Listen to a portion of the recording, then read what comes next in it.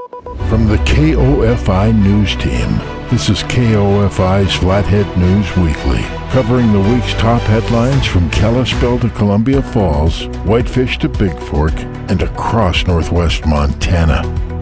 Recent rains may have been a damper on outdoor activities in northwest Montana, but that, combined with snowpack and melting warm temperatures, have already filled Flathead Lake within a foot of full pool.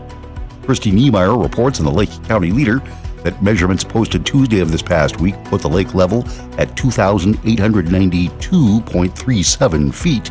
Full pool is 2,893 feet. In consultation with its federal partners, the Confederated Salish and Cooney tribes have been releasing water from the former Kerr Dam downriver from Polson. Flood risk management requirements are still in place through today, and then Flathead Lake will be allowed to refill the last half foot. Full pool is usually a phenomenon achieved by mid-June.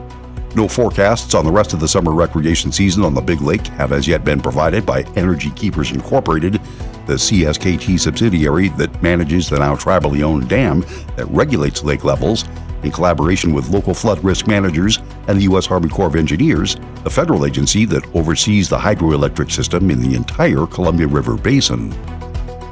The Flathead National Forest has completed planning for improvement projects at Lindbergh Lake Campground down the Swan off Highway 83, with construction expected to begin as early as this fall. According to forest officials, the project includes replacing the existing boat ramp, regrading campsites, adding day-use parking, and installing new campground amenities and utilities. According to the U.S. Forest Service, the work was reviewed under a categorical exclusion for improvements at an existing recreation site. Officials said construction could continue over the course of the next 2 summers. Additional information and project documents are available on the Flathead National Forest project website.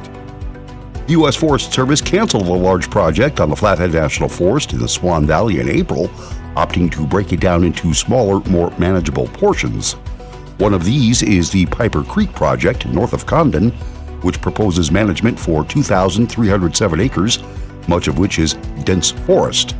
Just over 1,400 acres will see selective thinning for timber sales, while nearly 900 acres are set for non-commercial activity ranging from fuels reduction to diversity vegetation, with the aim of making the landscape more resilient to natural disturbances and protecting old-growth trees. Public comment can be sent to the Swan Lake Ranger District via email or by dropping letters off at the office, 200 Ranger Station Road, Big Fork. A decision on whether to greenlight the project is expected by October of this year. Montana Fish, Wildlife, and Parks is seeking public comment on several environmental assessments, conservation proposals, and upcoming hunting and fishing regulation changes across the state. You may not have much of an opinion on a proposed private fish pond license in Hill County or a bridge replacement at Whitebird Fishing Access site near Absaroka, but you might feel differently about fuels reduction work at Thompson Chain of Lakes State Park and annual crop production plans at the North Shore Wildlife Management Area of Flathead Lake. FWP is proposing to cultivate and grow annual crops on 350 acres of the North Shore Wildlife Management Area for the purpose of providing leave grain for migratory waterfowl and cover for upland game birds, particularly pheasants.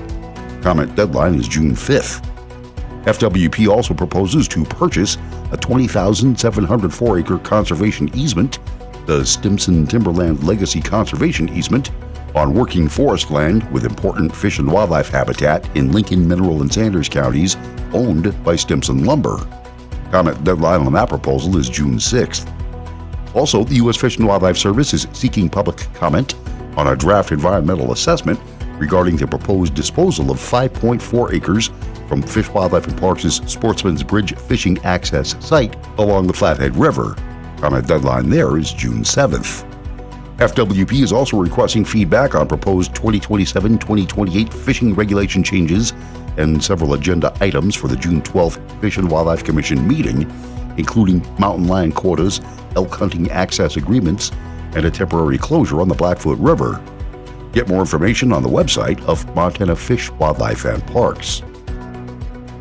A man charged with crimes related to the death of a Ronan man in September 2024 was formally sentenced in Lake County District Court yesterday afternoon. Jonathan Drennan Beck was sentenced to 20 years to the Montana State Prison for his alleged involvement in crimes related to the killing of Ed Loader back in 2024. Drennan Beck was formally sentenced on 2 felony counts of tampering with or fabricating physical evidence. During sentencing, Drennan Beck maintained his innocence, stating he had no involvement in Loader's killing. In September 2024, an extensive investigation by the Lake County Sheriff's Office and other agencies led investigators to believe Loader had been shot and killed after being reported missing.